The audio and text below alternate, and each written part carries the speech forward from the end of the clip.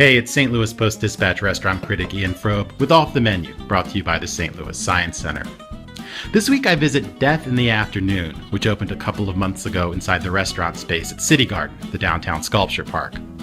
It's actually the third restaurant to try to fill this space in the past 5 years, following the original, the Terrace View, and then Joe's Chili Bowl.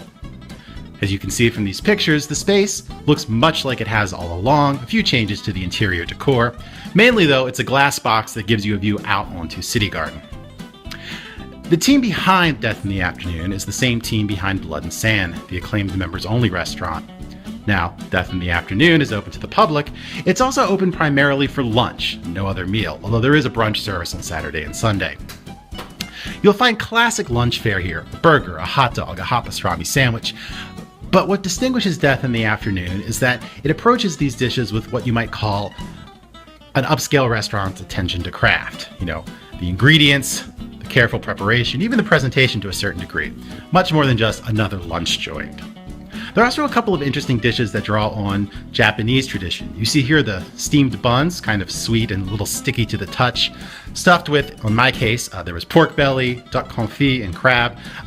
The stuffing changes. They're actually taking the duck confit off the menu, the chef told me recently. But they're an interesting dish. Here you see the ramen, which is one of the highlights of the menu. Classic Japanese pork-based ramen, pork belly, pork loin, some enoki mushrooms, soft-boiled egg. Very flavorful. The bowl that I had didn't quite have that porky depth that you want from a really great pork ramen, but it was still probably the best bowl of ramen you'll find in St. Louis right now. Nice springy noodles, some togarashi chili kind of seasoning. Really excellent bowl. It's a fun place.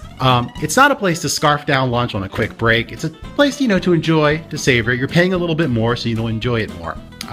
You can read my entire review, including my thoughts on the restaurant's, shall we say, interesting name, at stltoday.com, or pick up a copy of Go, and I'll be back next week with another edition of Off the Menu.